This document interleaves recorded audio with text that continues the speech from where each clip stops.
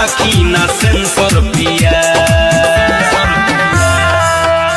सटाई ना सलेंसर पिया घोड़ी में धली कैंसर जवन चाहता रे सुन लेते कोई बहना एहे बबुआ के खुशी करके जाइए देना दया में दोबारा फिर वही देना। अच्छा रील बनी मंदिर के गेट पहुंची जा अच्छा वीडियो बना के डालब नेट पहुंची जा ओके। बुलेट पहुंची जा का?